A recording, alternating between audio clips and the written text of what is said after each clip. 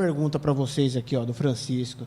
Nessas aulas que vocês fazem nas escolas aí, vocês já verificaram, presenciaram algum abuso?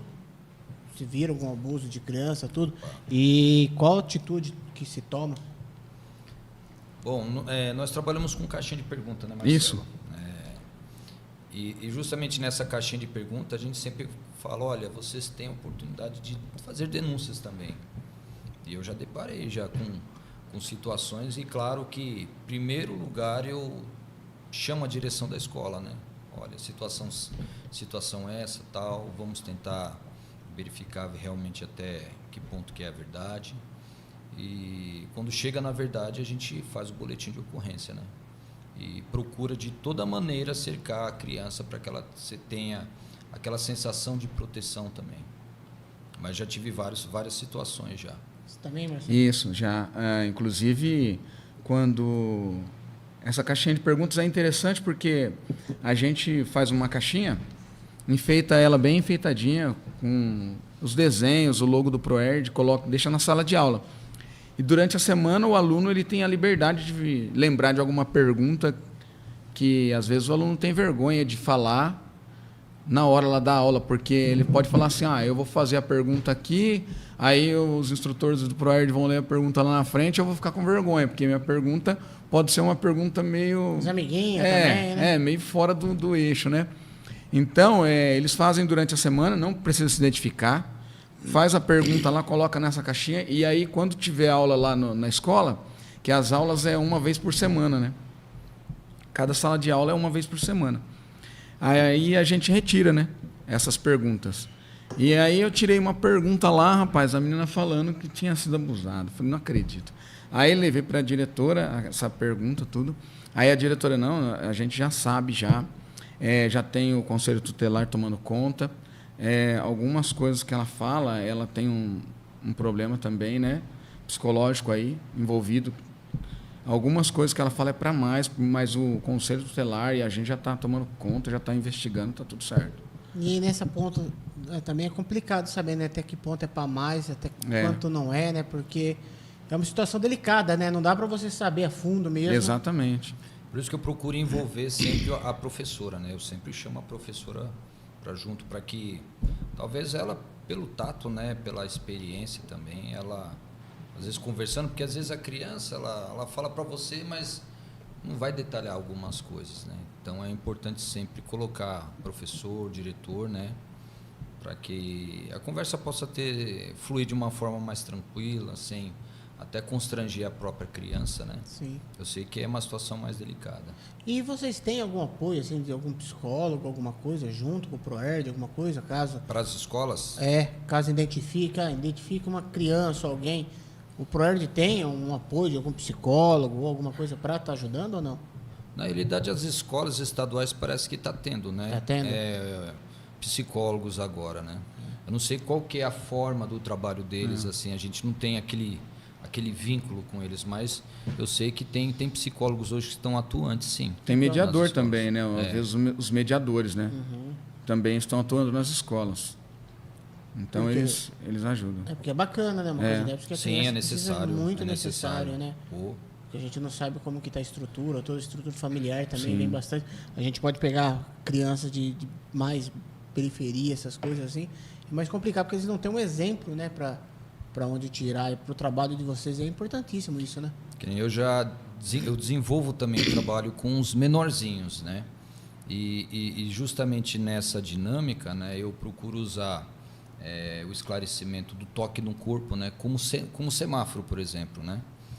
Sempre falo para eles qual é o lugar seguro, né, ou qual o lugar permitido, qual o lugar onde se deve, onde se não deve. Então já teve situações que, por causa de informações como essa, a criança conseguiu identificar, né? Aí já conta para o pai, conta para a mãe. Já teve mãe que veio conversar comigo, olha, de padrasto, né? Daquela liberdade, da brincadeirinha. E a criança conseguir identificar que aquilo já não era um ato de brincadeira, né? Sim.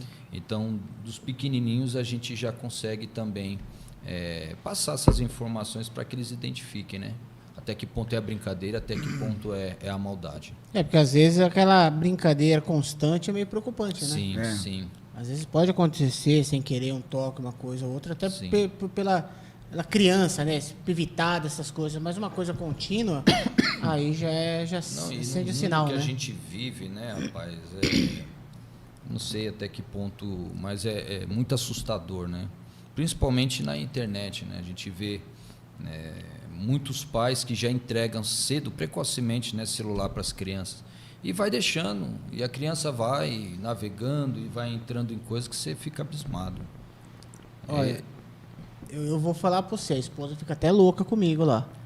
Mas eu não quero nada de celular pro moleque. Comprei uns passarinhos, tem cachorro lá em casa, desde pequeno. Falei, filho, vai ficar brincando com bicho, vai ficar fazendo as coisas, vai gatinhar pro chão, vai fazer... Porque hoje tá até mais fácil dar um celular, uma tela. E até eu estava conversando aqui no podcast que teve tanto uma psicóloga quanto o Leandro Raffer falando do autismo, que muitas crianças estão sendo diagnosticadas com autismo, sem ter autismo, por causa do celular. Por quê? Porque ela não interage. Desde os primeiros meses de vida, larga uma tela na frente da criança e isso ela vai. E outra, hoje em dia a criança está muito, é o que você falou, é fácil. A internet é terra de ninguém. Entendeu? Então hoje tem muita coisa jogada na internet, muita coisa de fácil acesso, que isso atrapalha em muitas crianças, né? Principalmente sem Ela se supervisão. transformou da educadora hoje, né, das crianças. Né? Parece que os pais hoje não querem mais ter o tempo com os filhos. Parece que quer ocupar os filhos para que eles possam ter o tempo, né? Inclusive nas escolas, né, a gente sempre conversando com o diretor, a gente vê muito essa reclamação, né, da própria participação dos pais, né, de pais que às vezes não têm um tempo com o filho, né? Às vezes eles procuram ter o tempo apenas para ele, esquece. E é onde as coisas começam a acontecer. Sim. Onde as coisas começam a tomar Na verdade, o filho ele tem que ter, o pai, a família, né? Tem que ter um tempo de qualidade com os filhos. Né? Nem que for aquela meia hora, mas que seja de qualidade, né?